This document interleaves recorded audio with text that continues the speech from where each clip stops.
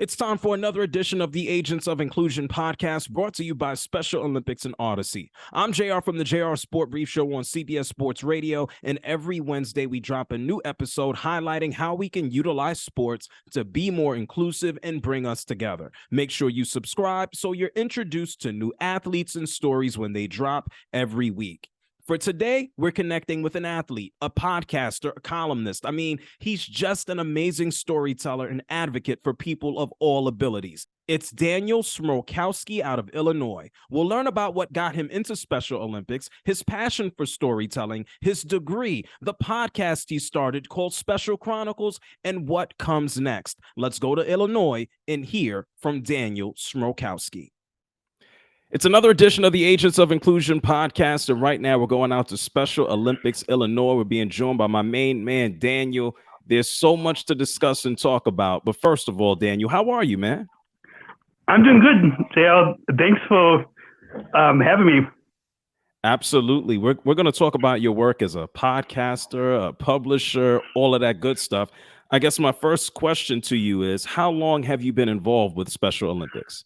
So I've been an athlete for about 18 years now, and I've been an athlete leader for about 15 years. Wow, that's amazing. And how did you get involved? How were you introduced to Special Olympics? So I first got involved when I started high school. One of my case managers and my special ed teachers had told me about Special Olympics because like early on in my early years in school, I didn't have a lot of friends, and I would come home from school in tears because a lot of the classmates in school would make fun of me because they didn't understand me and they didn't understand my challenges. So when my special ed teacher, when my case manager had told me about Special Olympics, she knew that Special Olympics would open up many opportunities and since I went to that first practice, my life has changed. Oh, we see that. I mean, we're going to talk about a lot of the things that you're up to now. You talk about your life changing. So when you got that introduction to Special Olympics, what were the first sports that you have participated in? So I first started swimming, and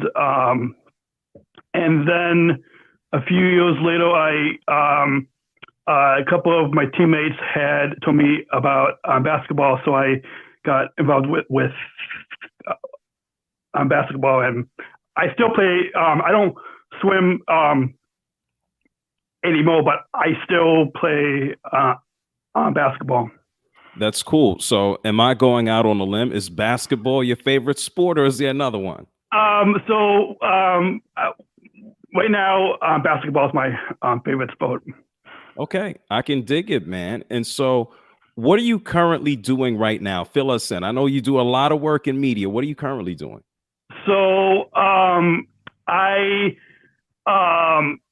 one of 4 athletes to work at United Airlines as a service ambassador. So I work at O'Hare Airport in Chicago for 4 days a week, and then during the other time, I've been this is my 15th year that I've been podcasting on Special Chronicles, and so to give a voice to those of us with disabilities, to my fellow athletes across the globe, and so that's what takes up a lot of my time, is telling stories and hosting podcasts, like similar to what you're doing. But yeah, I've been doing this for 15 years now. That's amazing. I want to talk about both of those things that you just mentioned, occupy your time. Let's talk about Special Chronicles first, and then we'll talk about Yeah, United Airlines. yeah. That's a big deal too. Why did you want to start Special Chronicles? Why did you want to start it up? So I wanted to start it because um, there wasn't a lot of people like in the mainstream media that understood all stories, and didn't like there was one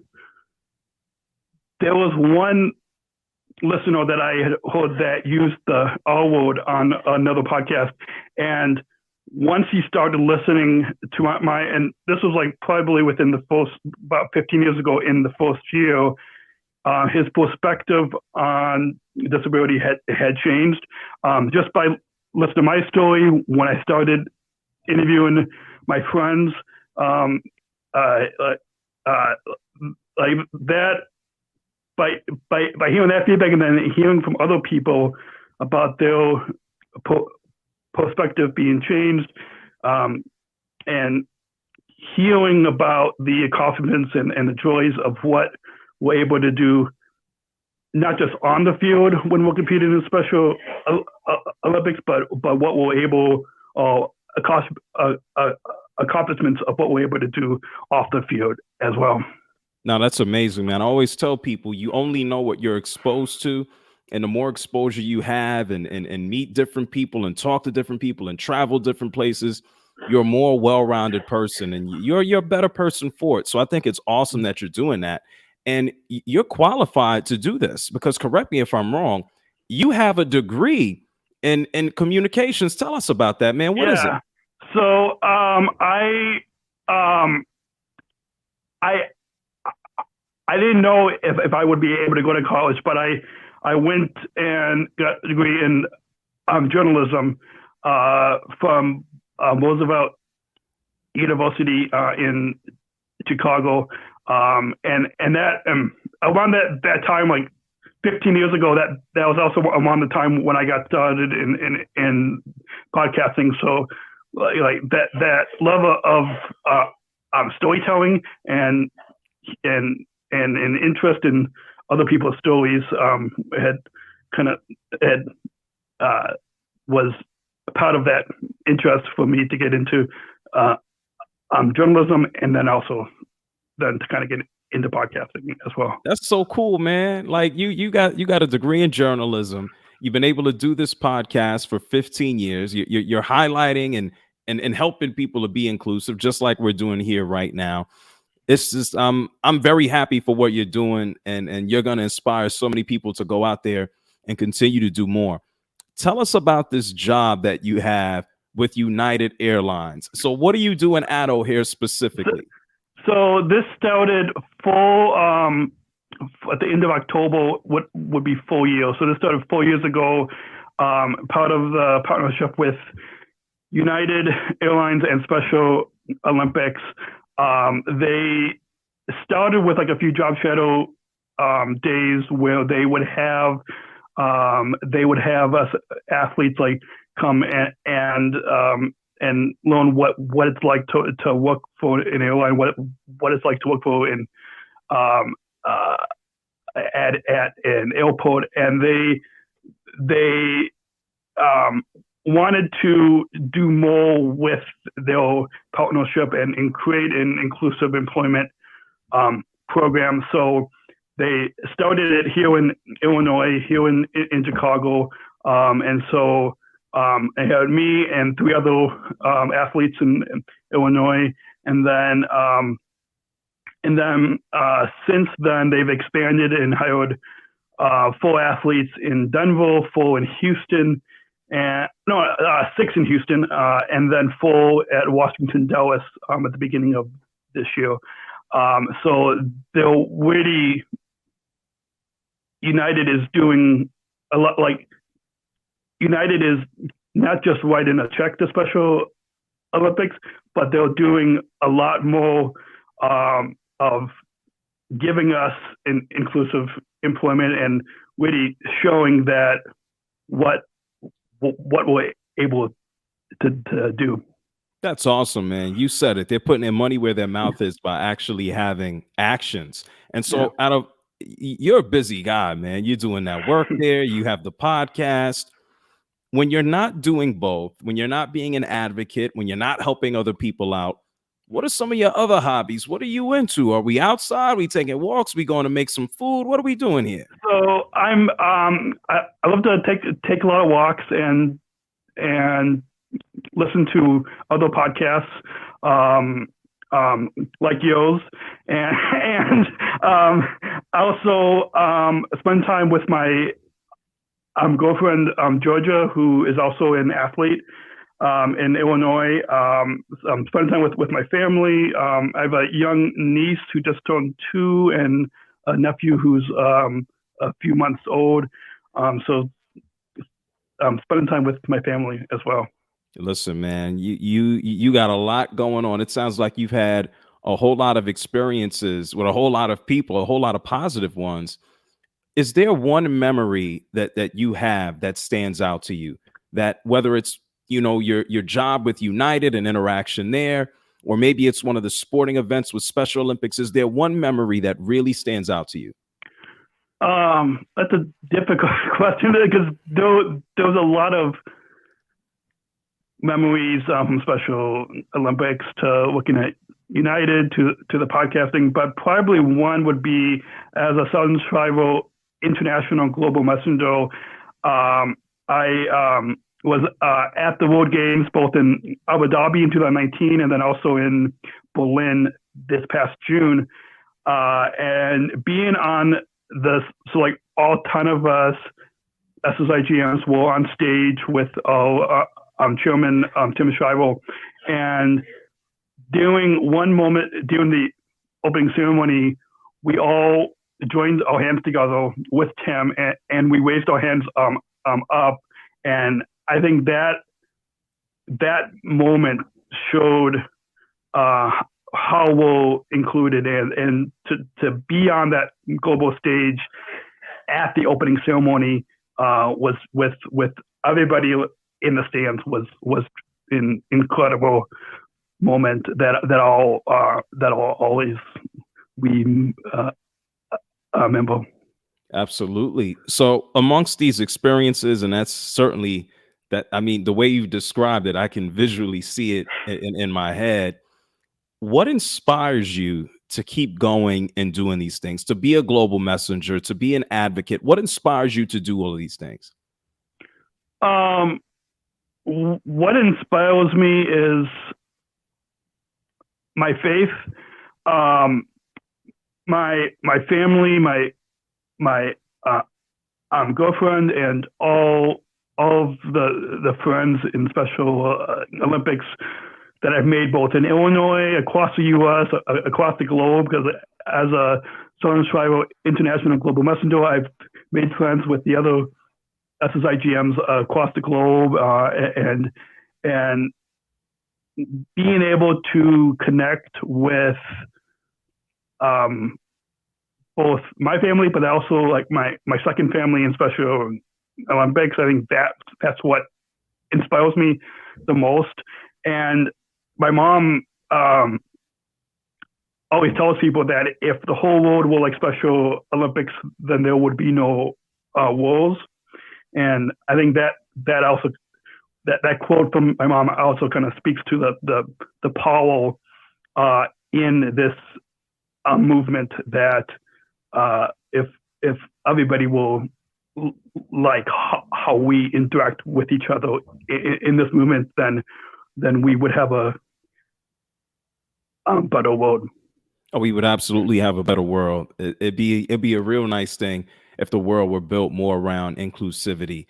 Daniel, out of all the places that you've been, all the experiences, what's one thing that you want to do? What's a place that you want to visit? What's the next thing that you have to check off? That's a difficult question, but one thing, I love to be able to write a book of my story, and to kind of take take my experiences from podcasting, from being involved in Special Olympics to looking at United and compile it into a book. But then I'd also love to be able to continue to